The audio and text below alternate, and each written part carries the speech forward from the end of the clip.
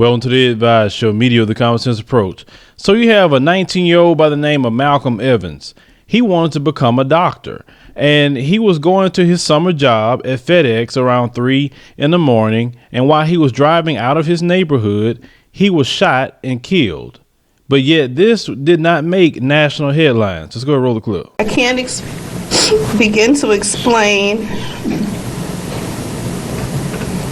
how much it means to us that this case became so personal to so many people. The Evans family choked back tears as they spoke at a press conference announcing an arrest in their son and brother's death. With this arrest, the residents of Rutledge and our family can sleep better knowing that a murderer isn't roaming our streets. Police say the 19-year-old Delaware State University student was shot as he was driving through his neighborhood on his way to work on July 9th. Police responded to reports of a crash at the entrance of the Rutledge community where both Evans and Jennings lived.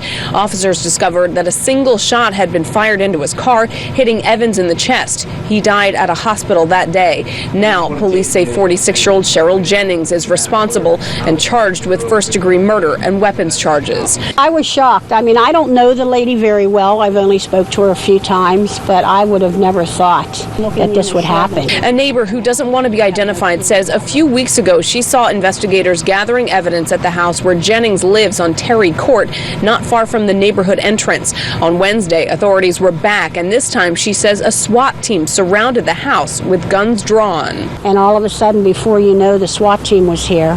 And then you heard a sound that sounded like a cannon, and obviously that was the front door. And then right after that, about 10 or 15 minutes, you saw them bring her out. Now, looking more into this story, witnesses stated that when the crash happened, they saw multiple men around the vehicle. And when police and first responders was coming, they all ran away. Now, who was these men that was around this car? And the police, they know something about this because they went to charge this woman with first-degree murder. And usually when you charge a first-degree murder, they figure out that it was premeditated.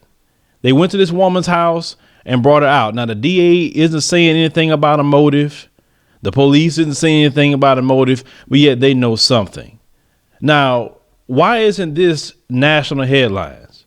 Why? Because this is very tragic. You have a family, a husband and a wife, with sending their child to school to become a doctor. He's working a job. He's not out committing crimes, like the stereotypes they like to put out there. And yet this is not brought up at all. But if it was the other way around, let's call it what it is. If it was a young white male, 19 years old, going to his job, going to go back to school, and it was a 46-year-old black woman that shot this white male kid, and it was a bunch of black dudes that was around, and they ran off, Fox have been running this all day. CNN would have been running this all day. MSNBC have been running this all day. You see, that's the problem that we have with the mainstream media. And when we talk about the racism that go along with the coverage of news stories, this is why. Why are you going to suppress this kind of story? This is just tragic. It don't matter who killed the young man. It's tragic because we lost someone within our community that could have been an asset, someone that wanted to be a doctor, someone that wanted to contribute to heal people. Now out here trying to hurt someone. And it's no answers that's being brought out right now with this story. I mean, this story is very sad. His parents are tore up, lost their son, and the son was just doing everything right that everybody say that kids should do. Go to school, go to work, stay out of trouble. And yet he was killed. This doesn't make a bit of sense at all. I want to know more about this story, and I'm going to keep looking into it. I want to know the motive and why the police went there with the SWAT team to get her out of there. So they knew something. The weapons charges and all this other stuff. And who is these men? What would they role in the situation? Did they just see it happen and they got warrants or something? Or what? I mean, who is these men?